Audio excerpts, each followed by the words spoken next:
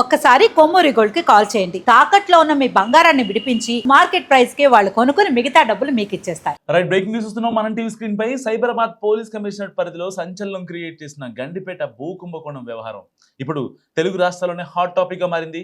ప్రభుత్వ భూమిని ప్రైవేటు వ్యక్తుల పరం చేసేందుకు జరిగిన ఈ భారీ దందాలో వైఎస్ఆర్ కాంగ్రెస్ పార్టీ మాజీ ఎమ్మెల్యే బొల్లా బ్రహ్మనాయుడు పాత్ర ఉండటం రాజకీయంగా పెను దుమారం రేపుతోంది. హైదరాబాద్ శివార్లోని గండిపేట మండలం ఖానాపూర్ గ్రామంలోని సర్వే నెంబర్ 111 ఇతర కీలక సర్వే నెంబర్లో ఉన్న సుమారు 12 ఎకరాల ప్రభుత్వ భూమి ఈ కుంభకోణానికి కేంద్ర బిందువుగా మారింది. ప్రస్తుతం ఈ మార్కెట్ విలువల ప్రకారం ఈ భూమి విలువ సుమారు 1500 కోట్లు ఉంటుందని అంచనా. అత్యంత విలువైన ఈ భూమిని తమ పేరు మీదకు మార్చుకునేందుకు ఒక ముఠా అత్యంత నకిలీ పత్రాలను క్రియేట్ చేసి ఏకంగా ప్రభుత్వ ఉత్తర్వులనే ఫోర్జరీ చేయడం దర్యాప్తులోకి ఇప్పుడు వెలుగులోకి వచ్చింది.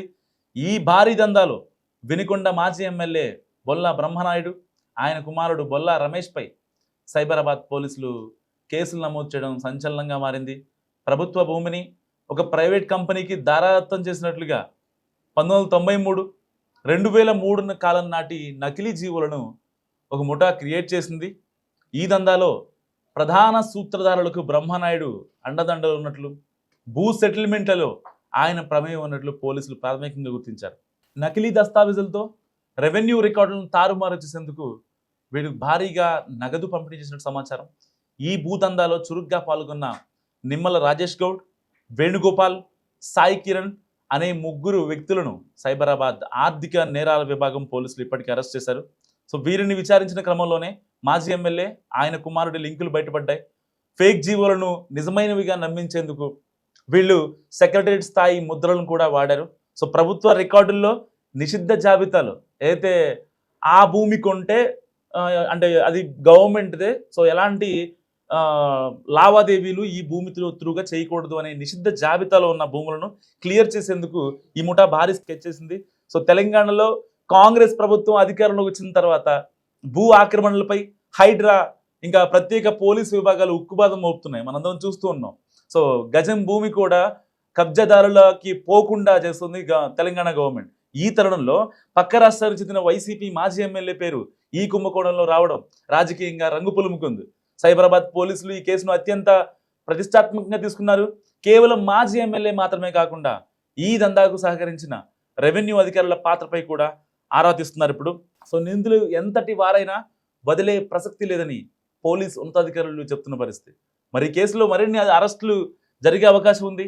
ఇప్పటికే 1500 కోట్ల రూపాయల భూమిని కేవలం 100 కోట్ల రూపాయలకి, అంటే జస్ట్ లంచంగా పెట్టి అక్కడ జీవోలు తారుమారు చేసి నిషిద్ధ జాబితాలో ఉన్న భూమిని దీన్ని అమ్ముకోవచ్చు, ఎలాంటి ఇబ్బంది లేదు అనే ఒక నకిలీ పత్రాలని క్రియేట్ చేసి మరి వీళ్ళు ఇంత స్కామ్ చేశారంటే దట్టు వేరే స్టేట్ నుంచి వచ్చి మరి జస్ట్ ఇమాజిన్ ఎంత స్కామ్ జరిగింది అనేది ఇక్కడ మనకి చాలా క్లియర్గా అర్థమవుతున్న సిచ్యువేషన్.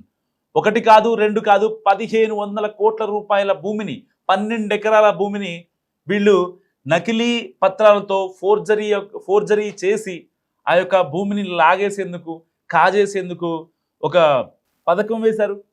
ఇది దాదాపుగా జరిగి ఒక 6-7 ఏళ్ళు అవుతుంది ఎప్పుడైతే వైసీపీ గవర్నమెంట్ ఫామ్లో ఉందో. 2019 to 24 మధ్యలో ఈ స్కామ్ జరిగింది. సైబరాబాద్ పోలీస్ కమిషనరేట్ పరిధిలో సంచలనం క్రియేట్ చేసిన గండిపేట భూ కుంభకోణం వ్యవహారం ఇప్పుడు తెలుగు రాష్ట్రాల్లోనే హాట్ టాపిక్ గా మారింది. ప్రభుత్వ భూమిని ప్రైవేటు వ్యక్తుల పరం చేసేందుకు జరిగిన ఈ భారీ దందాలో వైఎస్ఆర్ కాంగ్రెస్ పార్టీ మాజీ ఎమ్మెల్యే బొల్లా బ్రహ్మనాయుడు పాత్ర ఉండటం రాజకీయంగా పెను దుమారం రేపుతోంది. హైదరాబాద్ శివార్లోని గండిపేట మండలం ఖానాపూర్ గ్రామంలోని సర్వే నెంబర్ 111 ఇతర కీలక సర్వే నెంబర్లో ఉన్న సుమారు 12 ఎకరాల ప్రభుత్వ భూమి ఈ కుంభకోణానికి కేంద్ర బిందువుగా మారింది. ప్రస్తుతం ఈ మార్కెట్ విలువల ప్రకారం ఈ భూమి విలువ సుమారు 1500 కోట్లు ఉంటుందని అంచనా. అత్యంత విలువైన ఈ భూమిని తమ పేరు మీదకు మార్చుకునేందుకు ఒక ముఠా అత్యంత నకిలీ పత్రాలను క్రియేట్ చేసి ఏకంగా ప్రభుత్వ ఉత్తర్వులనే ఫోర్జరీ చేయడం దర్యాప్తులోకి ఇప్పుడు వెలుగులోకి వచ్చింది.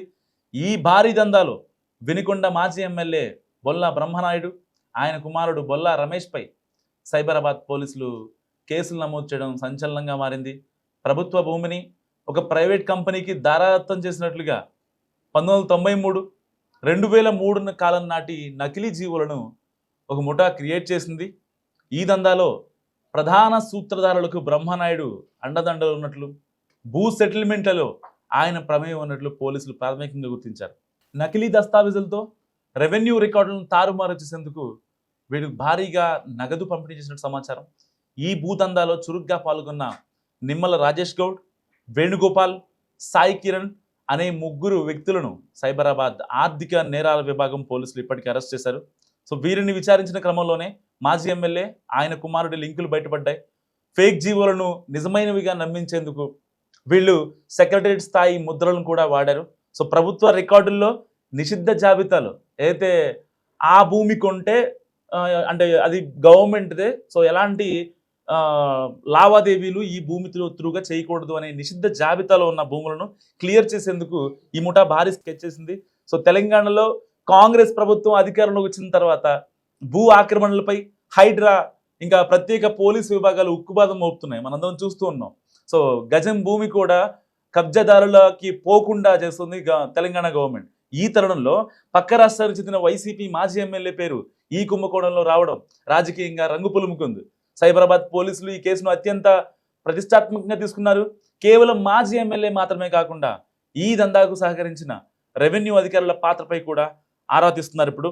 సో నిందితులు ఎంతటి వారైనా వదిలే ప్రసక్తి లేదని పోలీస్ ఉన్నతాధికారులు చెప్తున్న పరిస్థితి. మరి ఈ కేసులో మరిన్ని అరెస్టులు జరిగే అవకాశం ఉంది. ఇప్పటికే 1500 కోట్ల రూపాయల భూమిని కేవలం 100 కోట్ల రూపాయలకి, అంటే జస్ట్ లంచంగా పెట్టి అక్కడ జీవోలు తారుమారు చేసి నిషిద్ధ జాబితాలో ఉన్న భూమిని దీన్ని అమ్ముకోవచ్చు, ఎలాంటి ఇబ్బంది లేదు అనే ఒక నకిలీ పత్రాలని క్రియేట్ చేసి మరి వీళ్ళు ఇంత స్కామ్ చేశారంటే, దట్టు వేరే స్టేట్ నుంచి వచ్చి మరి జస్ట్ ఇమాజిన్ ఎంత స్కామ్ జరిగింది అనేది ఇక్కడ మనకి చాలా క్లియర్గా అర్థమవుతున్న సిచ్యువేషన్. 1 కాదు 2 కాదు 1500 కోట్ల రూపాయల భూమిని, 12 ఎకరాల భూమిని వీళ్ళు నకిలీ పత్రాలతో ఫోర్జరీ చేసి ఆ యొక్క భూమిని లాగేసేందుకు, కాజేసేందుకు ఒక పథకం వేశారు. ఇది దాదాపుగా జరిగి ఒక 6-7 ఏళ్ళు అవుతుంది ఎప్పుడైతే వైసీపీ గవర్నమెంట్ ఫామ్లో ఉందో. 2019 to 24 మధ్యలో ఈ స్కామ్ జరిగింది.